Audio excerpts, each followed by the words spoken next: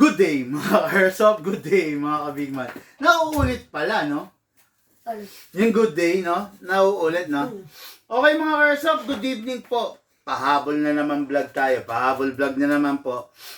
Request ng ating ka-Airsoft, no? From different province, okay? From El Nido, Palawan.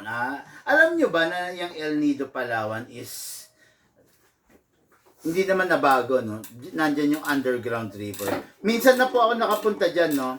Way back, kailan ba yon? During my college days. Nakapunta ako dyan, El Nido, Palawan. Naku po, napakaganda talaga dyan, no? Wala talagang walang pintas, no? Yan lugar na yan, talagang nakakabighani. Ang ganda nga ng lugar natin na yan sa Pilipinas, no? Pero bakit ganito to? Hindi ako makapag-search. Ano to? Good vibes. May limit na to. May limit na naman. 59 minutes. No, di ba? Hayaan mo, no? Okay, so ngayon, pahabol natin to. Review and unbox. Napakaganda, napakalupit. Tignan nyo naman, no?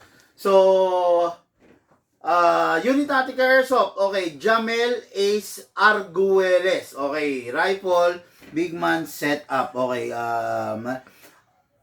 from Maligaya, El Nido, Palawan. Okay. Napakaganda ng unit niya, no? 'Di ba? Makikita ninyo. Unit niya is parang alanganing long barrel, alanganing DMR, no? Kasi pinahaba pa pinahaba pa lalo na nitong pina-attach niya na scope, no? Makikita niyo yung karga, mga ka-Airsoft, no? Dapat lalagyan ko to ng handle grip, vertical grip. Kaya lang, negative na malagyan natin, it is because, kung mapapansin nyo, wala siyang rail dito, no? Wala siyang rail na pagkakabitan, and that is why nilagay ko to, para meron siyang hawakan, no? Napakaganda, napakatikas naman, di ba? Ayan. Makikita nyo, meron siyang hawakan dito para kumbaga additional grip, no? So pag pumuputok siya, pwedeng diyan siya humawak. Hindi dapat sa magazine, di ba? Ayan, napakaganda ng setup, di ba? Makikita ninyo, tapos nilagyan rin natin ng EOTech na holographic scope, EOTech lens protector, no? Nilagyan kasi napakahalaga niyan. Pakita nga sa akin yung basag. Napakahalaga ng ng lens protector sa Airsoft, mga Airsoft, kasi ngayon patagal ng patagal yung mga Airsoft natin palakas ng palakas, no? Dito kasi sa Pilipinas talagang uso yung malakas. Makikita niyo, pakita mo lang sa kanila. Yan. Pakita niyo, ito mga Airsoft, tignan niyo yan, no? Tinamaan ng bala yan. Just imagine kung walang lens protector na ganyan, ang mababasag is yung scope, no? Ito ang mababasag. Kaya napakahalaga ng lens protector. Balik mo na lo. Kaya napakahalaga nun, no? Kumbaga, yung lens protector, mga Airsoft, yan yung first line of defense pagdating sa Airsoft natin, pagdating sa scope natin. Okay? Yan, makikita nyo din, equipped na rin with a suppressor. Actually, hindi na kailangan to. No? Ito, dapat to alisin na. Kasi makakaharang na sa kanya yan, makakaharang na dun sa mismong pero nasa ni Allen mo? Makakaharang na dun sa mismong scope, hindi na rin siya magagamit, siya, parang magsisilbing istorbo na lang siya, no? So, dapat alisin natin ito. Nasaan yung isang ganito, yung rear, yung inalis nyo? Nandun. Ayan, okay. So, alisin lang natin to. Makakaharang na, medyo pangit na ang dating kasi pag ganun, no? Kumbaga parang magiging OA. Ayan, alisin natin, no? So, okay, ang tornilyo. Ayan, alisin natin. Mas magiging maganda, malinis. Ayan, ayan. Ayusin ito, Ayan. Mas magiging malinis, ayan. Tingnan nyo, di ba? Di ba? Mas magiging malinis, no? Okay, ito, equipped with EOTech na tan color na holographic scope. Equipped na rin with a flashlight, no? Itong flashlight na to is, ayan, powered dyan by, Type-C compatible, ayan, no? Napakaganda niya, napakalakas niyan, okay? Meron dim, merong super dim, may low, may mid, may bright, then merong blinker. Okay, then Ayan, oh. Okay? So, ang dami niyang modes, no? So, ayan, yan yung setup ng ating ka-airsoft. Si Sir, Jamel Ace Arguelles of Barangay Maligaya, El Nido, Palawan. Okay, no? Good evening po sa inyong lahat. Good evening sa inyong lahat na aking ka-airsoft. Good evening po sa inyong lahat na ka-airsoft kong minamahal. Sabi nga, di ba?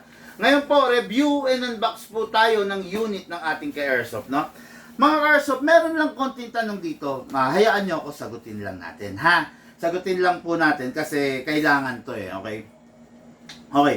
Big man, paano po ang gagawin ko pag yung rifle ko is nabali sa gitna? Nadapa po kasi ako. Rifle niya, nabali raw sa gitna. So, I will assume na nabali yan dito. Between the receiver and the main body, no? Dito nabali yan. I will assume doon. Kasi sabi niya na gitna. Ay, sa gitna. Kasi ang posible namang mabali dito. Dapat dito. So, sa pagkakataon na yan, okay, medyo hindi biro-birong gastos yan, no? Sa pagkakataon na yan, baka nasira na yung half-up chamber mo. Syempre, half-up chamber, so magpapalit ng half-up chamber ng inner barrel, ano pa ba, ng air seal nozzle, baka nadamay na rin, at saka ng half-up rubber, ayan, okay, ito, half-up chamber, ano pa ba, air seal nozzle, half-up rubber, inner barrel, so, yun. Hindi ko pa alam, kung baka kasi nabali, then pwede pang ibalik, or baka nasira yung receiver mo, or, di ba? I just hope na yung gearbox walang sira, no? Kasi pag na puwersa, syempre, possible magkaroon ng sira, di ba? Sige na. Okay. Possible magkaroon ng sira. Pag nagkasira, syempre kailangan palitan. Okay? So, ayun na lang ang gagawin natin, no? Ito kasi nagtanong to kasi ka-airsoft namin to. Sa amin bumili. Tatapatin kita, bossing, no? Lifetime warranty unit. Pero yung nangyari kasi na yun is resulta ng misuse, no? Misuse, ibig sabihin, kapabayaan. Hindi normal na sira yun, 'di ba? Nabali kasi nadapa. So, ayun, medyo madugo-dugong gastos yan kasi hindi biro-biro yung nasira, no? Pero don't worry kasi pwede ako mag-donate sa iyo ng half-up chamber kung nasira. Pwede ako mag-donate sa iyo ng half-up rubber kung nasira, air seal nozzle kung nasira, no? Inner barrel na lang. Don't worry, hindi na kita papakabahin, pero inner barrel na lang ang palitan mo. Then, I just hope na hindi nasira yung receiver, Pero kung nasira, yun, talagang bossing. Dagdag gastos po yun, no? Lifetime warranty po rito. Don't worry, syempre kung may nasirang ganun, hindi naman namin lahat papa-shoulder sa'yo, di ba? Kumbaga, may participation pa rin kami ron para naman hindi ka ganong mabigatan. Although, total, marami naman tayo rito mga rifle na pwedeng pagkahuyan. Okay? So, huwag ka mag-alala kasi kaya naman natin gawin yan. Huwag ka mag-alala kasi tutulungan ka naman namin dyan. Okay? So, ngayon, ito yung unit natin ka-airsoft, no? Jamel Ace Arguelles of Maligaya, El Nido, Palawan. Okay? Makikita nyo ang haba niya, no? Hindi naman siya ganun kahaba pala. May kahabaan siya. Mas mahaba siya than the RIS na model, di ba? Plus, nakita nyo, equipped na rin with a, anodized type color na tan na suppressor. Wala kasi akong black. So, nakita ko, mas maganda kung ganito. Halos nagmamatch din yung color, no? Plus, the two-tone version of the rifle, plus the flashlight, lens protector, ito, holographic scope, napakaganda, kompletong-kompleto yung unit. Napakaganda, napakalupit. Magpapasaya talaga sa bossing natin. Actually, baka nga pala ito kasi, baka lang sir, no? Sir Jamel Arguelles, baka gusto mong magpasabay ng pistol, no?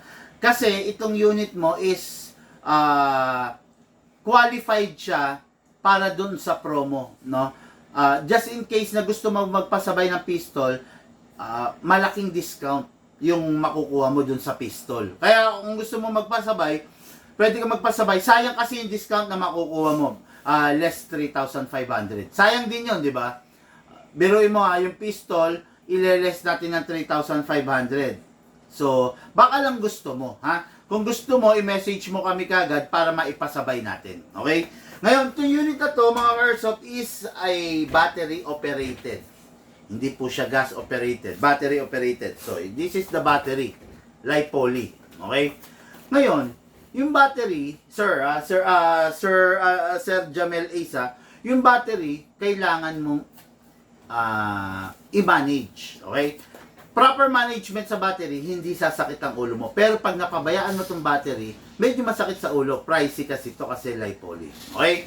Number 1, ang battery, bawal madrain. Bawal masaid. Ang battery ay, 1 full charge of the battery is equivalent to 10 magazine. 10 ganito. Bawat isang magazine is 300 rounds. O, di ba? Napakadami nun. Mag-enjoy ka naman doon. Okay? So, ngayon, 300 rounds, 300 rounds ang laman ng isang magazine. 10 ang katumbas. Kaya may enjoy ka ron. Number 2, ang battery bawal ma-overcharge. Sumobra sa karga. Bawal. Ngayon, regarding overcharge, may charger naman tayo na magandang klase. Balance charger kung tawagin. Wala ka ng problema dun sa pagka-overcharge niya. Okay? Lastly, ito yung pinakauli, isa sa pinaka-importante. Bawal mag-init. Okay? Ang battery, indication na napasira na siya is pag lumolobo. Ngayon, saan nakuha yung paglobo ng battery? Bloated. Saan nakukuha yon? Nakukuha yon pag yung battery mo is nagiinit. Pag nagiinit yung battery mo, possible lumobo yan, nababawasan yung lifespan niya. Okay? Pag nasasaid yung battery mo, lolobo yan, magiging bloated. Possible, hindi mo nagagawa yung tama. Di ba? Kaya mga Airsoft, ang battery natin, li-poly, napaka-sensitive. Pero kung maaalagaan mo siya, napakaganda, napakasarap gamitin. Okay? So ito yung unit, napakaganda, napakahaba. Ayan. To adjust, press. Okay? Pero kung ayaw mong long, gusto mo compact, mas maganda. Mas maganda kasi pag compact kasi malapit yung mata mo sa scope. Pangit yung malayo eh. Halimbawa ganyan. Pangit yan. Mas maganda pag ganito. Yan, malapit, di ba? Pero pag ganyan, layo, medyo hindi maganda, no? Okay, kaya lang nasilip ko yung scope, mukhang kailangan ibabang konti, no? Nasilip ko lang siya, medyo mataas siya, okay? So, baba natin. Down. Yun, down.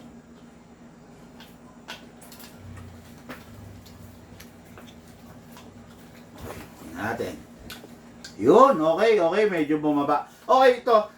Shoutout na rin Jamel Ace Arguelles. Bali, sir, itong unit na to is pwede mong i-calibrate base sa pangangailangan mo sa site na gusto mo. Okay? Itong calibration na to, going left and right. Kung yung site mo is gusto mo bumanda sa left or gusto mo bumanda sa right, dito ka iikot. Okay? Ngayon, kung gusto mo namang up and down, ma-adjust ng up and down, katulad kanina, masyado mataas yung site niya, ibinaba ko down, so, dito. Okay? May mababasa mo naman to left, right, up and down. Kaya, napakaganda, napakasarap. Ayan, no? Katulad yan, naibaba natin siya, no?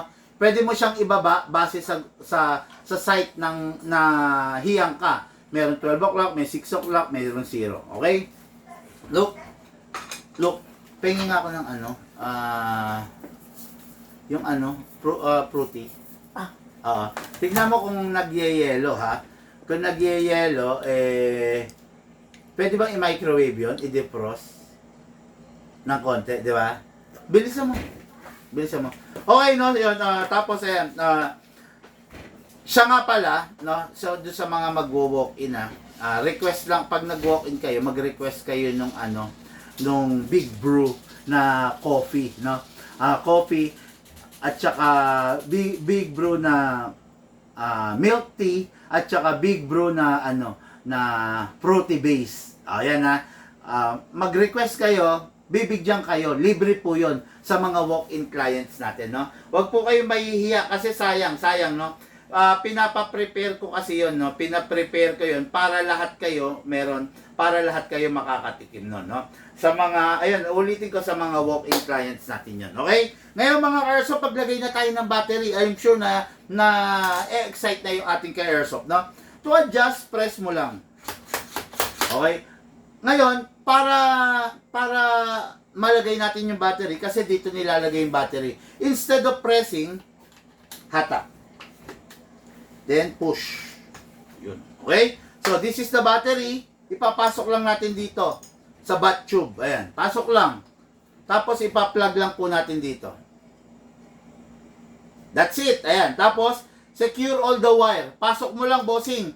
Para para make sure na walang mag-grounded, no? Walang masisira. Pasok, tapos ikabit to. Kabit natin. Yun. That's it. Ayun na. Okay, single fire. Grabe! Ang ganda ng tunog. Rapid fire. Ang ganda ng tunog, promise, no? Kasi dahil dun sa dulot na suppressor, no? Ang ganda. Grabe, no? Okay, so ngayon ito yung magazine ni Bossing. Color tandem, syempre, para gwapo, para fit na fit dun sa unit, okay? Ngayon, may bukasan yan sa ibabaw. Yun. Yung bukasan na sa ibabaw na yan is dyan nilalagay yung bala. Boost natin.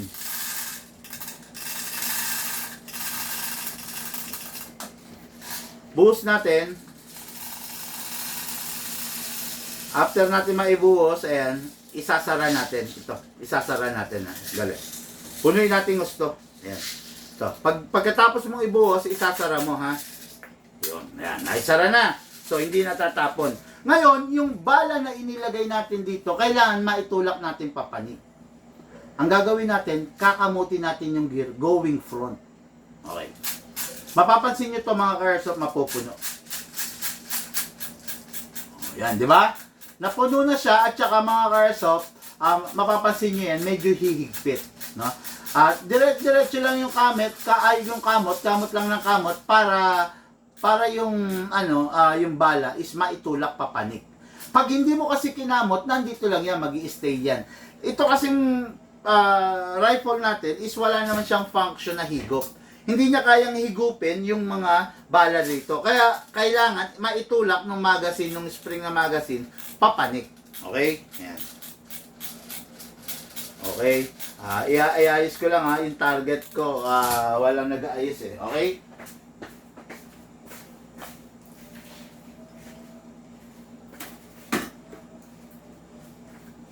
So, ayan na. Nakaayos na yung target natin. Ngayon, ang gagawin natin, pasok natin yung magazine. Okay. Pagkapasok natin, siguraduhin lang natin na na-shoot.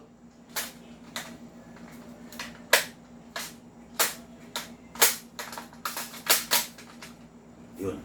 Siguraduhin lang natin na na-shoot. Make sure you heard the clicking sound at saka make sure na hindi siya malalaglag. Ibig sabihin, good to go na yan. Okay? Kung mapapansin nyo, kahit may kahabaan kasi siya, dapat siya may handle dito. Pero dahil nga wala siyang rail para lalagyan ng handle, naglagay tayo rito. Bossing, pwede kang humawak dito, pwede ka rin humawak dito. Whichever is comfortable sa inyo. Pero ako, mas gusto ko dito dahil may hawakan. Pero pwede rin dito. No? Pwede rin dito. Ayan. Hawak tayo dito muna. Dito muna. Firing! Single. Rapid. Single.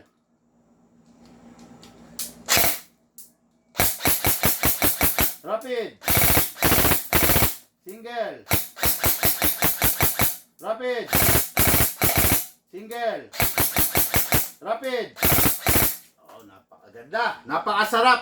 Nag-enjoy ako kasi maganda yung tunog dahil sa dulot ng ating suppressor, di ba? Okay, so ayan na. By the way, hindi ko na ipakita. Ito yun, no? Ito yun. Ayan, no? Meron siyang single fire, 12 o'clock. Merong rapid fire, 3 o'clock. Yung safe niya is 9 o'clock. Okay? I-adjust mo lang yan. Ayan, ha? Okay? Ngayon, pag-fire natin si Lucas para makita nyo yung itsura kung ang bata gagamit. Kung bata ang gagamit. O, Lucas, dito ka. Ito. Ayan o. Libre to para sa ating mga ka-airsoft ha. Libre to. Mag-request lang kayo. Ipaalala nyo. Yamana.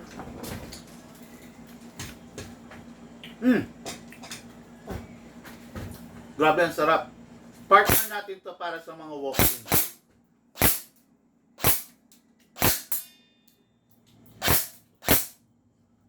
Rapid fire. Kap. Nakakalimutan. Ayan. Gano'n na mangyayari pag nakakalimutan yung magkamot-kamot, pumuputok pero walang lumalabas, diba? Okay na. Sasarapan ka eh. Okay. Ngayon, ito na. Ito na yung isa sa pinaka-importante sa mga dinidiscuss ko. Diba? Kailangan, kung matatapos kayo maglaro, always rest the spring. Okay? Paano ba i-rest? Remove the magazine. Okay. Ayan, may malalaglag dyan. Normal lang yan. Then, clear the chamber. Tapos, i-rest natin yung spring. Lalagay natin siya sa rapid fire. Ipe-press mo ng 1 seconds. Then, single fire. Then, put it back to safe. Ayun. Oh. Yan, sa paraan na ganyan, yung unit mo talagang hindi ka na hindi ka mag-aalinlangan sa unit mo na hihina, na masisira, hindi, no? Masisira lang yung unit mo, hihina lang yung unit mo pag hindi mo siya inire-rest. Proven yun, totoo yun. Pero pag yung unit mo, inire-rest mo, wala kang magiging problema. Okay? Yan. Ito yung unit natin kay Airsoft setup. Napakaganda. Hindi ko lang alam kung kakasya sa bag. Kung hindi kakasya, aalisin natin yung suppressor. Diyan mo na lang ipapasok, bossing. Diyan mo na lang itetread, no? Tapos, itong lens protector natin, makikita nyo na po-fold dyan, no? Kaya hindi basta-basta mababasag yan. Halimbawa, tumama yung bala, possible na ma-fold. Okay? Yan. Pero, ang importante, hindi direct hit sa scope natin kasi pwede mabasag yung lens ng scope natin, di ba? O, tapos, ayan yung unit, napakaganda, napakasarap. Mag-enjoy yung ating bossing from El Nido, Palawan. Okay, shoutout po, Jamel Ace Arguelles of El Nido, Palawan, bossing. Ito na po yung unit mo, ready for packing and ready for shipping. Okay, no? Pahabol natin to mga Airsoft, no? Kasi yung Airsoft natin is nag-request. Medyo late na kasi, kaya pasensya na, late ko na rin na i-roll sa inyo. Okay? Mga Airsoft, yun lang po muna. Lahat po tayo nagmula sa iba't ibang larangan. Pinagbuklod, pinag-isa ng isang libangan. Yun po ang paglalaro ng Airsoft. Siyempre po, atid sa inyo ng inyong lingkod, Big Man. Thank you po and have a blessed day.